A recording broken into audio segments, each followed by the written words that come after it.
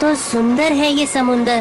काश हम किसी मुंदर को पकड़ने के लिए नहीं बल्कि भ्रमण के लिए आए होते।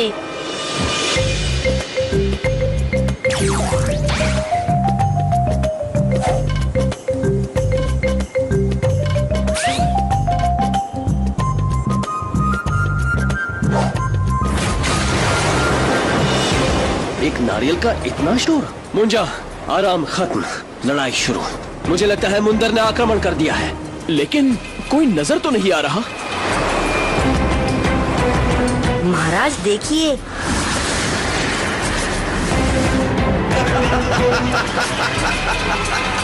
बस 3। हम बराबरी में विश्वास रखते हैं। वैसे तो तुम्हारे लिए एक भी काफी है।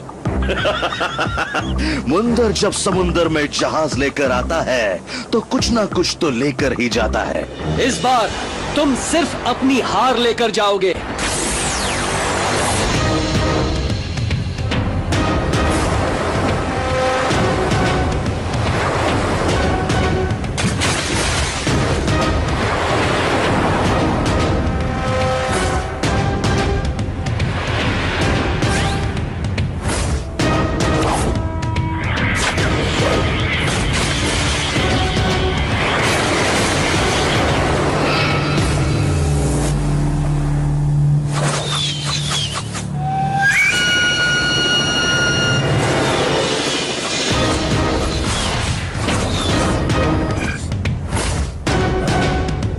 यहाँ से इस मुंदर को हराना मुश्किल है। हमें उसके जहाज तक पहुँचना होगा। अभी लीजिए महाराज, अगर वो समुंदर का राजा है तो हम आसमान के तूफान बन जाते हैं।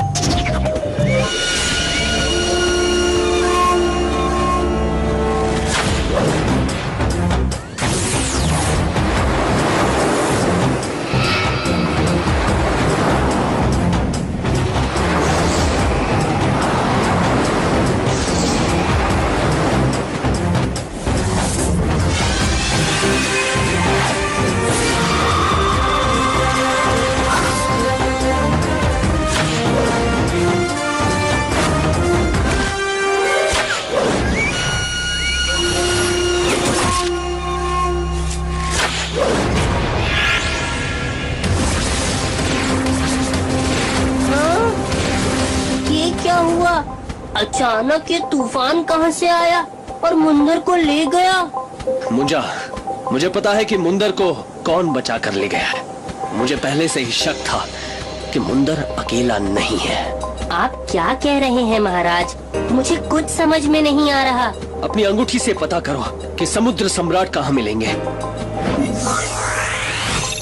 सीधे ध्रुव तारे की ओर, जहाँ पानी के झरने से बना है एक छोर। थोड़ा सा नीचे समंदर सम्राट मिलेंगे उस पर्दे के पीछे। हमें जल्द ही वहाँ पहुँचना होगा। वक्त बिल्कुल कम है हमारे पास।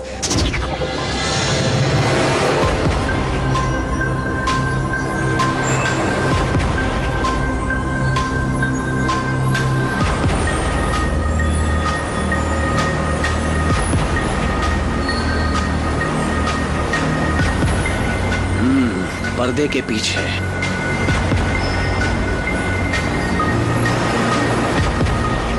वो रहा मुंदर का जहाज। तो मेरा संदेह सही निकला। मुंदर अकेला नहीं था, समुद्र सम्राट भी उसके साथ है। अब अब जो भी होगा देखा जाएगा। समर्पण कर दो, वरना मौत के घाट उतार दिए जाओगे।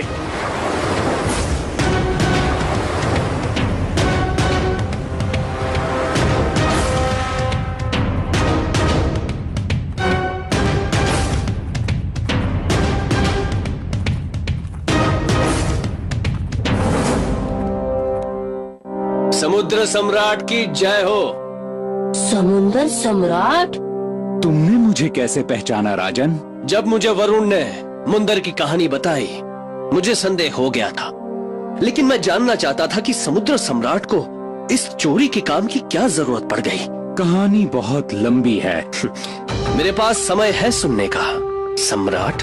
तो सुनो, मैं और मेरे सैनिक एक बहुत बड़े समुद्री लुटेरे को हराने के लिए गए और हमने उसे हरा भी दिया। आप मेरी जान बख्श दीजिए सम्राट। बदले में मैं आपको एक अद्भुत खजाना दूंगा। मुझे खजाने का लालच नहीं लुटेरे। मैं आपको 4 जादुई हीरे दूंगा। लाल हीरा जिसके पास होगा उसके पास कभी खाने की कोई कमी नहीं होगी। हरा हीरा जिसके पास होगा उसके पास धन की कभी कमी नहीं होगी। पीला हीरा जिसके पास होगा उसको समझ बूझ में कोई नहीं हरा पाएगा। और नीला हीरा जिसके पास होगा उसको कभी सशस्त्र सेना की कमी नहीं होगी। ठीक है। इतने कीमती हीरे मिलने के बाद भी आप इस तरह के कुकर्म में कैसे फंस गए? हीरे मिले कहाँ? अभी कहाँ मिले? मेरा मतलब है मेरे ही कुछ सैनिक वो हीरे चुराकर भाग गए और उन्हें किसी व्यापारी को बेच दिया। और अब मुंदर की मदद से आप उन्हें तलाश रहे हो। और जब तक वो हीरे मिल नहीं जाते आप यूं ही हर व्यापारी को लूटते रहोगे। मगर ये तो सरासर गलत है। उन व्यापारियों का क्या दोष? कुछ गलत नहीं है ये। मुझे किसी भी कीमत पर वो हीरे वापस चाहिए। सैनिकों, ले जाओ इन्हें और बंद कर दो।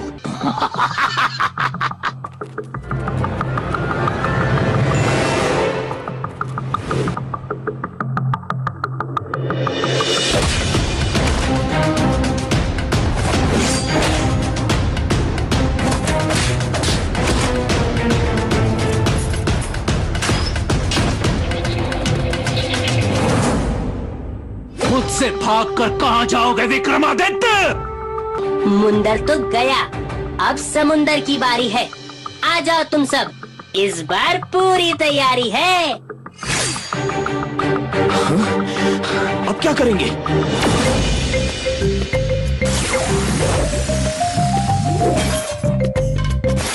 अब बताओ समुंदर सम्राट। हमारी तुम सबसे कोई दुश्मनी नहीं है। आप लोग चाहो तो जा सकते हो, बच जाओगे इस पाखंडी से। अब जल्दी बता कि तूने असली समुद्र सम्राट को कहाँ छिपा रखा है। बता। इसी तहखाने के अंतिम कक्ष में।